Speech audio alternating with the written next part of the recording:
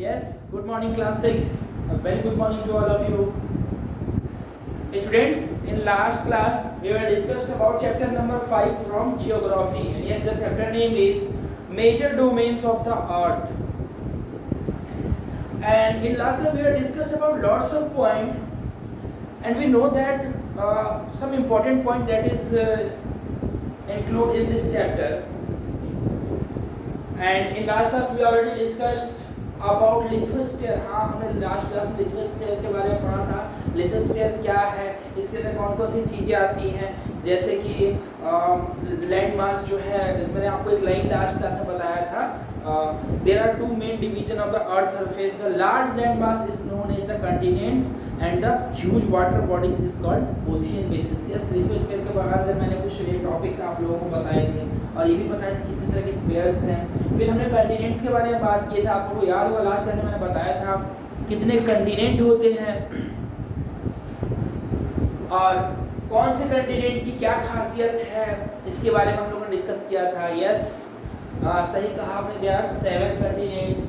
And उसके बाद से हम लोगों ने हाइड्रोस्फीयर के बारे में बात किया था. हाइड्रोस्फीयर पे जब हम डिस्कस कर रहे थे वहाँ भी बहुत सारी चीज़ें थी, जैसे कि हमने पढ़ा था around 71% of earth covered with the water. हमने ये लाइन इस टॉपिक में पढ़ा था. हाइड्रोस्फीयर जब हम पढ़ रहे थे तो हमने देखा था कि अराउंड 71% जो है वो सिर्फ और सिर्फ वाटर से घिरा हुआ है अर्थ, और रेस्ट 29% जो है उस पर लैंड सरफेस है. अर्थ सरफेस है, लैंड है. राइट, हमने इसमें ये डिस्कस किया था. ओके ओके, हाइड्रोस्फीयर हमने डिस्कस किया था. उसके बाद हम आते हैं ओशियंस में. यस, ओशियंस के बारे में मैंने आपको डिस्क्राइब किया था अच्छे से कि ओशियंस टोटल कितने हैं, कौन से ओशियंस हैं, किस ओशियंस का नाम किस कंट्री के नाम के अकॉर्डिंग रखा गया. अगर आपको याद होगा लास्ट क्लास में हम लोगों ने ये डिस्कस किया था. यस, और इतना ही नहीं, हमने ये भी जाना कौन सा सबसे बड़ा ओशियन है, which one is the smallest ocean in the world, like that. Okay, मैं फिर से रिकॉल कर दूं, यहाँ पे जितने भी ओशियंस हैं उनके बारे में. तो oceans water is always moving. There are 3 chief movements of ocean water. Yes, मैंने चीफ मूवमेंट्स के बारे में बताया था.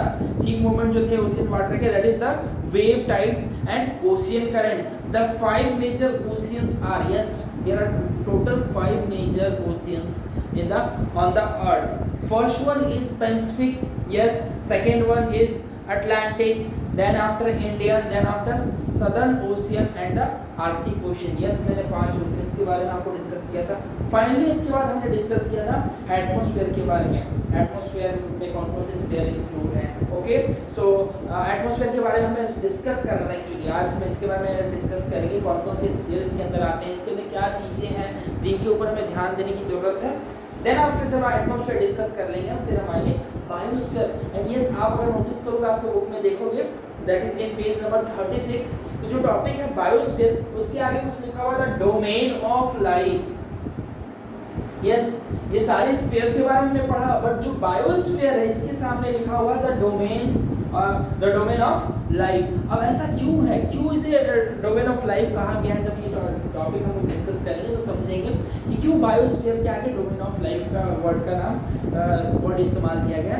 Let's see. बट उससे पहले जरा हम लोग एटमॉस्फेयर में आज का टॉपिक जो है वो है एटमॉस्फेयर. इसके ऊपर डिस्कस करते हैं कि एक्चुअली एटमॉस्फेयर है क्या. I know that very well, all of you know the very well what is atmosphere, and you already familiar with this word, that is atmosphere, no doubt, but lots of thing in this topic that we have to know about it. Okay, so let's see what is it actually. Atmosphere. Yes, the earth is surrounded by a layer of gas is called the atmosphere. Single line में अगर आपको बताना हो what is atmosphere, आपके book में बहुत आसान तरीके से मिल जाएगा. कहता है the earth is surrounded by a layer. हाँ, अर्थ जो है खास तरह के लेयर से सराउंडेड है. वो लेयर किस चीज का होता है? गैस का होता है. एक गैस के लेयर से सराउंडेड, यानी चारों तरफ घिरा हुआ है, फैला हुआ है, कवर्ड है कह सकते हैं, उसे हम एटमॉस्फेयर के नाम से जानते हैं. That's very good. The earth is surrounded by a layer of gas called the atmosphere. This thin blanket of air is integral and important aspect of the planet. Yes, ये बहुत ही जो thin layer है gas का बहुत ही important aspect है, बहुत ही important आयाम है. इसको कहीं ना कहीं बहुत ज़्यादा important माना गया इस planet के लिए, क्योंकि ये वो होने से, इसके होने से बहुत सारी चीज़ें जो है, जैसे कि मैं आपको आगे बताता हूँ, पहले देखो, it provides us with the air we breathe and protect us from the harmful effect. Yes, यही मैं कहना चाह रहा था। यहाँ कह रहा है जो एटमॉस्फेयर है ये कहीं ना कहीं हमें एयर प्रोवाइड तो करता ही है, ब्रीथिंग के लिए जब हम सांस लेते और छोड़ते, रिलीज करते हैं, उसके लिए एयर तो प्रोवाइड करता है, साथ साथ कह रहा है and protect us from the harmful effect of the sun rays. Yes, sun rays में बहुत सारे ऐसे रेज आते हैं जो कि कहीं ना कहीं स्किन को, आपके बॉडी को पूरी तरह से डैमेज कर सकते हैं, डिस्ट्रॉय कर सकते हैं। उस हार्मफुल रेज से बचाने के लिए कहीं ना कहीं एटमॉस्फेयर अपना काम करता है, और एटमॉस्फेयर इन सब चीज़ों से हमें सेव करता है। बहुत अच्छी बात है, इसलिए एटमॉस्फेयर का होना बहुत ही इंपॉर्टेंट है। विदाउट एटमॉस्फेयर हम इमेजिन भी नहीं कर सकते लाइफ अर्थ पे या किसी भी प्लेनेट पे। हालांकि एटमॉस्फेयर जो है सिर्फ अर्थ पे आपको पोर्टेबल मिलेगा, but let's see, it provides us with air, the air we breathe and protect us from the harmful effect of the sun rays. The atmosphere extends up to a height of about 1600 kilometer. Yes, I repeat once again, the atmosphere extend up to, atmosphere जो है वो कहाँ तक फैला हुआ है, the height of about लगभग 1600 kilometre तक जो है एटमॉस्फेयर फैला हुआ है। The atmosphere is divided into 5 layers. Yes, atmosphere जो है वो 5 लेयर्स में डिवाइडेड है। कौन कौन से, जरा ध्यान से देखते हैं, बहुत ही इंपॉर्टेंट है। क्या है, the atmosphere is divided into 5 layers based on its composition. उसके कंपोजिशन, उसके बनावट के आधार पर कह सकते हैं कि वो अलग अलग 5 लेयर में डिवाइडेड है। जरा नाम मैं आप लोगों को बता दूं one by one, let's see. Yes, one thing more in this chapter topic, the atmosphere is divided into 5 layers based on its composition, temperature and another properties. बिल्कुल, एटमॉस्फेयर की कुछ खास बनावट है, चाहे उसकी टेम्परेचर की बात करें, चाहे कॉम्पोजिशन की बात या अदर प्रॉपर्टी की बात करें, तो कहीं ना कहीं ये बहुत ही हमें खास मिलता है, और ये अलग अलग 5 कैटेगरी में डिवाइडेड है। ठीक है, जरा इसके बाद आगे देखते हैं। Let's this layer starting from the earth surface are called troposphere. बिल्कुल सही। और जो लेयर जो सबसे अर्थ की सतह यानी पृथ्वी की सतह से जो स्टार्ट होती है, यानी कि जो सबसे पहली सतह है, हम कह सकते हैं उसे हम ट्रोपोस्फीयर के नाम से जानते हैं। अच्छी बात है, जिसे हिंदी में हम क्षोभ मंडल भी कहते हैं। लेट्स सी, फिर आता है the stratosphere, the mesosphere, the thermosphere and the last one is the exosphere. मैं फिर से बता दूं, these layers starting from the earth surface are called, first one is the troposphere, second one is the stratosphere, यानी troposphere के just ऊपर से जो स्टार्ट होता है उसे हम स्ट्रेटोस्फीयर भी कहते हैं। उसके बाद जो स्टार्ट होता है उसे हम मेसोस्फीयर कहते हैं। And then after thermosphere and last one is the exosphere, जिसे हम एक्सोस्फीयर यानी कि बहिमंडल भी जिसे हिंदी में कहते हैं। एक्सोस्फीयर जो सबसे ऊपरी परत होती है एटमॉस्फेयर की, जैसा कि मैंने अभी आपको बताया, एटमॉस्फेयर जो है वो अराउंड 1600 किलोमीटर एवं तक एक्सटेंड हुआ है। ओके, आगे देखते हैं। The atmosphere is composed mainly of nitrogen and oxygen, which make up about 99% of clean dry air.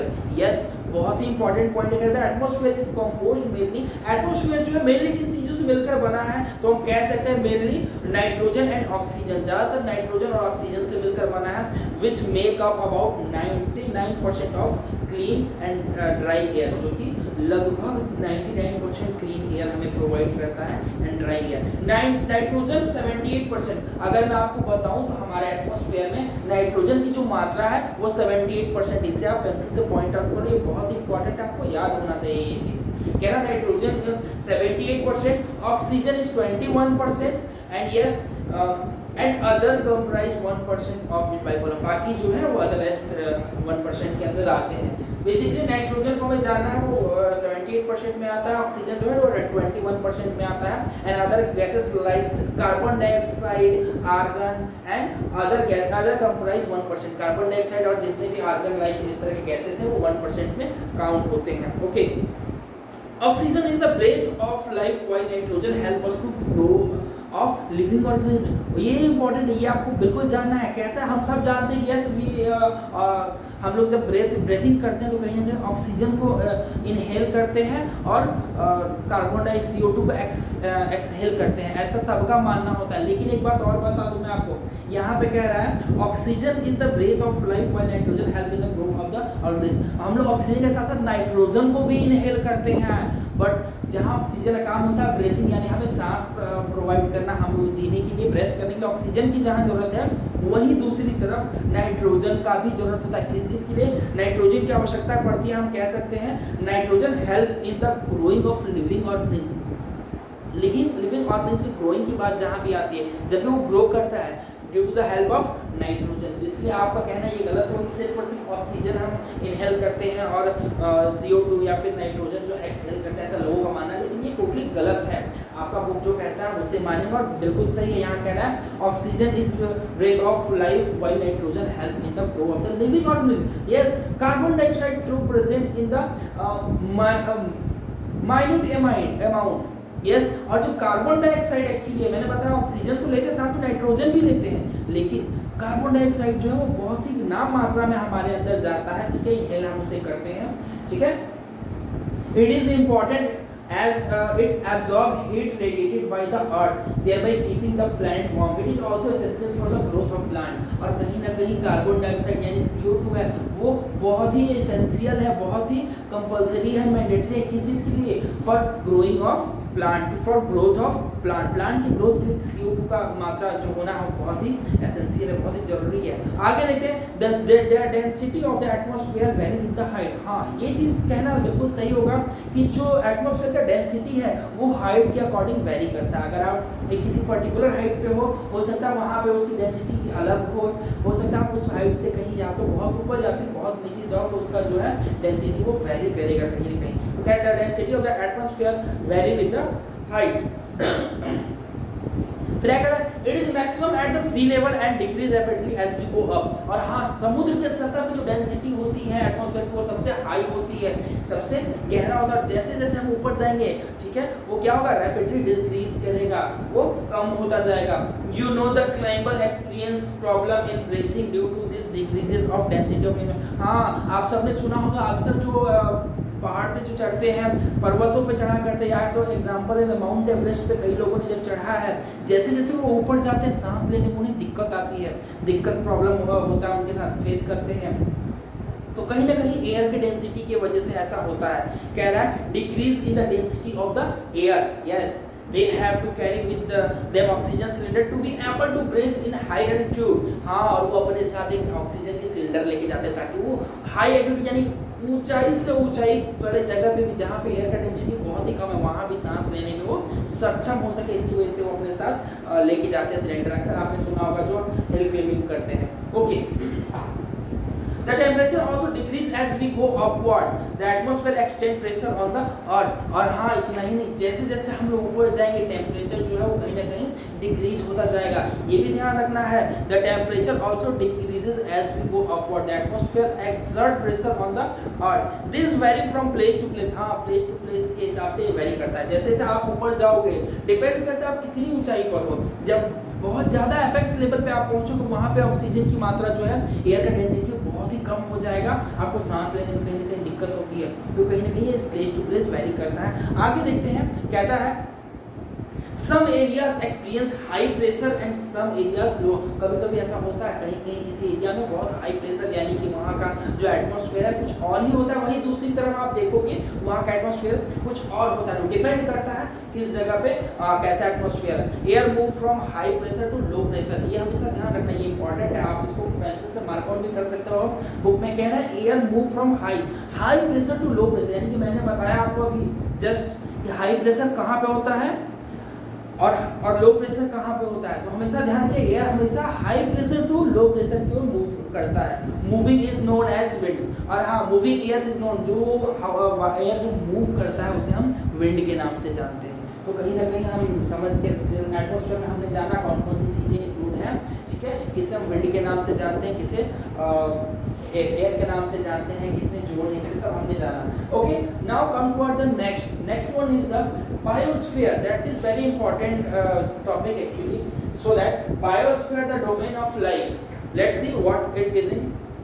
The biosphere is the narrow zone of contact between the land, water and air. Yes, अभी मैंने आपको बताया था hydrosphere यानी कि जो water जो है कवर रखा है इस वो एटमॉस्फेयर जिसके बारे में मैंने आपको बताया, और बायोस्फीयर की बात करें तो जहाँ पे तीनों चीजें मिलती हैं तो उसे हम बायोस्फीयर के नाम से जानते हैं। मैं फिर से बोल दूं, the biosphere the narrow zone of the contact between, एक नैरो जोन जहाँ पे तीनों चीज आके मिलती है, यानी कि लैंड, वाटर एंड एयर, हवा, पानी और जमीन, जहाँ तीनों चीज जिस जगह पे आके नैरो जोन मिलती है उसे हम बायोस्फीयर के नाम से जानते हैं।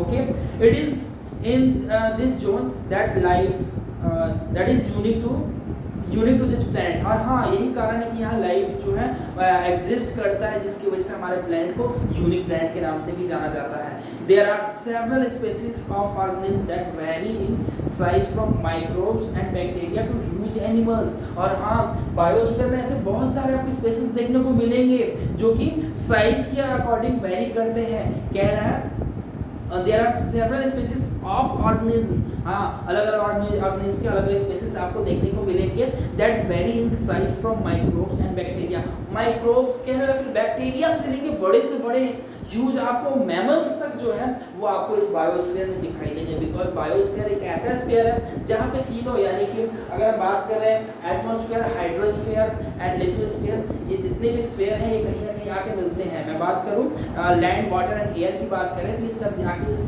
जोन में मिलते हैं, इसलिए कहते हैं कि that is very important for us. Okay, let's see.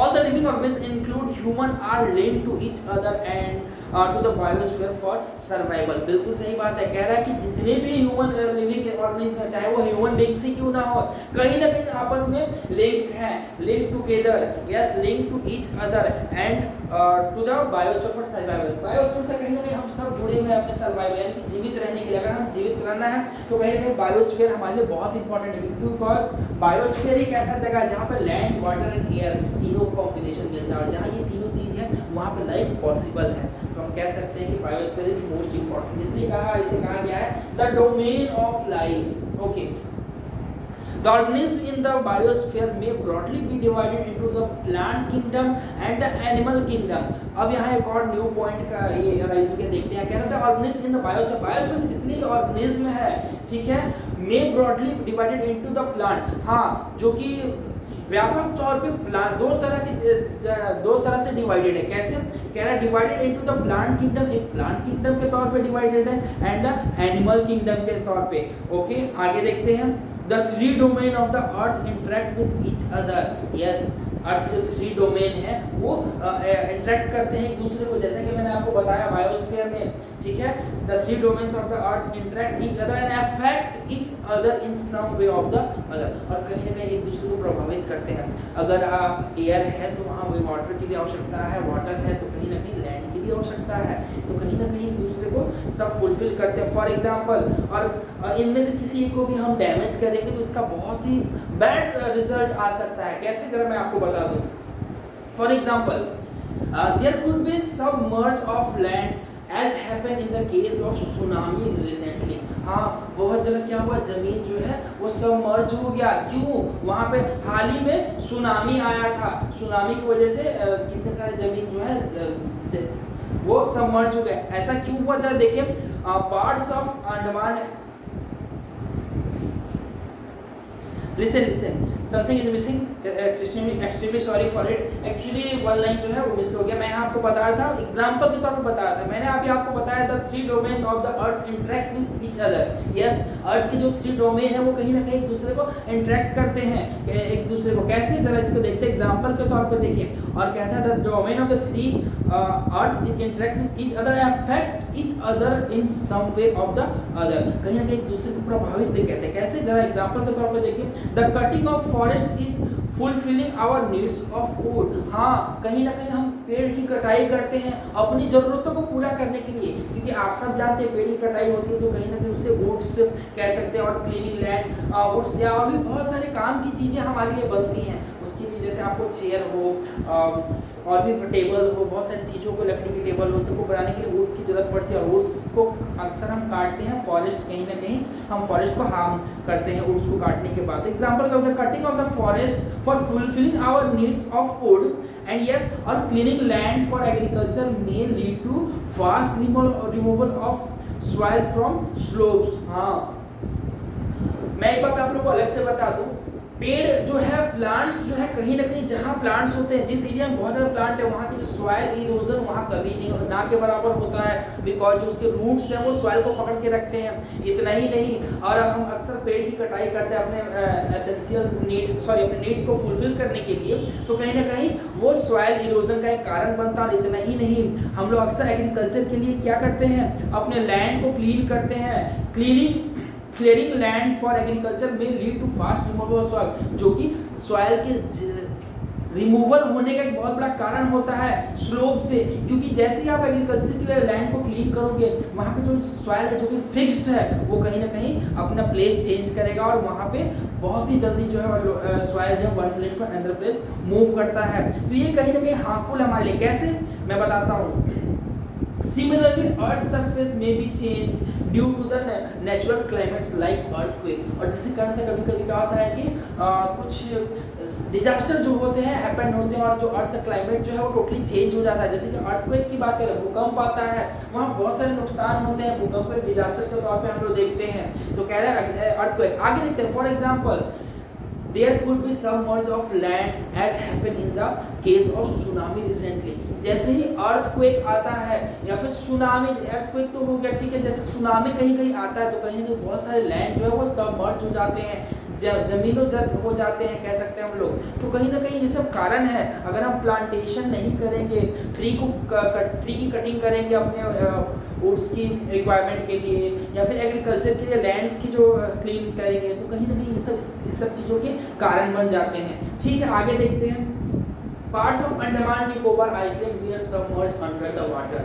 और हाँ, अंडमान निकोबार एक ऐसा जगह है जिसके बहुत सारे पार्ट्स जो हैं जो पानी के अंदर जा चुके हैं।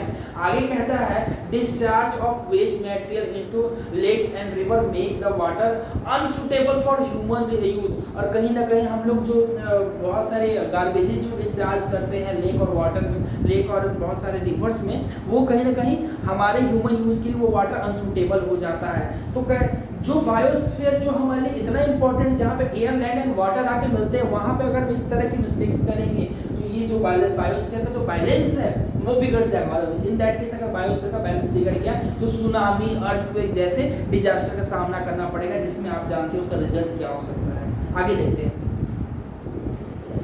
कह रहा है emission from industries, thermal power plants and vehicles pollute the air. बिल्कुल सही बात है। इंडस्ट्री से अक्सर आप देखते हो कि बहुत सारे पॉल्यूटेड गैस निकलते हैं। इतना ही थर्मल पावर प्लांट्स है, यहाँ तक कि आप जिस व्हीकल को इस्तेमाल कर, जिस गाड़ी का इस्तेमाल करते हो आप, उसमें से बहुत सारे गैस निकलते हैं जो कि हमारे एयर को, वातावरण को दूषित करते हैं। अभी हमने बात किया वाटर के लिए, वाटर कहीं ना कहीं पॉल्यूटेड हो रहा है। दूसरे में भी हमने बात किया एयर पोल्यूशन की, एंड यस लैंड डिग्रेडेशन का आपने देखा एक एग्जांपल, राइट। तो अब हम बात करते हैं एयर पोल्यूशन की। तो जितने भी जैसे फैक्ट्री हो गए, थर्मल पावर प्लांट हो गए, आपकी जो अपनी व्हीकल है, वो व्हीकल जो है उससे जितने भी गैस निकलते हैं वो कहीं ना कहीं आपकी एयर को पॉल्यूटेड करते हैं। कह रहा है carbon dioxide that is CO2 is the CO2 is an important constituent of air, but increase in the amount of CO2 leads increase in the global temperature। हाँ, हम कह सकते हैं CO2 जो है वो एयर के लिए कहीं ना कहीं बहुत जरूरी है। CO2 के बगैर जो है हमारा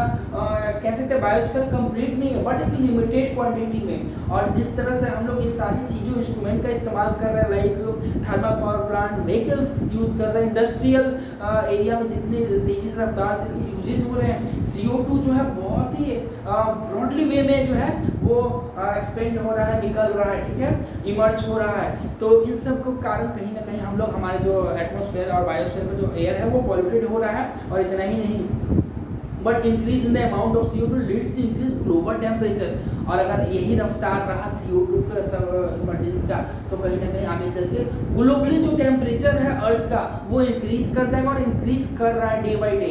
ओके, तो हम कह सकते हैं दिस इज टर्म है ग्लोबल वार्मिंग, जिसे हम ग्लोबल वार्मिंग के नाम से जानते हैं। यस, जितनी भी ये सब चीज़ है इसको हम ज़्यादा मात्रा में इस्तेमाल करते हैं। चीज़ का मतलब यहाँ पे होता है like thermal power plant, vehicles कह सकते हैं, इंडस्ट्रीज कह सकते हैं। इसमें बहुत ज़्यादा अगर यूजेस किए जाएंगे, ठीक है, तो कहीं ना कहीं CO2 बहुत ज़्यादा मात्रा में निकलेगा जो कि ग्लोबली टेम्परेचर को इंक्रीज करेगा, जिसकी वजह से जिसे हम लोग कह सकते हैं this is term as the global warming, जो कि ग्लोबल वार्मिंग का एक बहुत बड़ा कारण बनेगा। There is thus a need to be limit the use of resource of Earth to maintain the balance of the nature between the domains of the lithosphere, atmosphere and the hydrosphere। बिल्कुल, इसलिए आपका जो book कह रहा है कि आपको ये जितनी भी चीज़ें हैं इसमें कहीं ना कहीं कंट्रोल करना होगा और बहुत ही लिमिटेड वे में इसका इस्तेमाल करना होगा। अगर आप ऐसा नहीं करते हैं एंड ये CO2 जो है कंटिन्यूअसली ऐसे डिस्चार्ज होते रहेगा हमारे एटमॉस्फेयर में, तो एक समय आएगा कि जितने भी हमारे बायोस्फीयर में जितने भी थिंग्स जो एग्जिस्ट करते हैं उनका बैलेंस बिगड़ जाएगा और आप सब इसका रिजल्ट जानते हो। इसलिए कह रहा है यस दस need to limit the use of resources of the earth to maintain the balance of nature between the domain of lithosphere, atmosphere and hydrosphere के बैलेंस को बनाए रखने के लिए, बरकरार रखने के लिए हमें इन सब चीज़ों का इस्तेमाल जो बहुत ही माइनर वे में करना होगा, बहुत ही लिमिटेड वे में करना होगा। अदरवाइज जो है लिथोस्फीयर, हाइड्रोस्फीयर एंड बायोस्फीयर का जो एटमॉस्फेयर, लिथोस्फीयर एंड हाइड्रोस्फीयर का जो बैलेंस है वो अगर बिगड़ जाएगा तो ये इसका रिजल्ट आप सब अच्छे से जानते हो कितना बड़ा हमें नुकसान झेलना पड़ सकता है, जैसे कि ग्लोबल वार्मिंग का एक नतीजा भी हो सकता है। सो कहीं ना कहीं बायोस्फीयर हम कह सकते हैं, biosphere the domain of life, it is very important for not only human but entire the planet, कह सकते हैं पूरे अर्थ के लिए कहीं ना कहीं बायोस्फीयर जो है वेरी इंपॉर्टेंट। Okay everyone.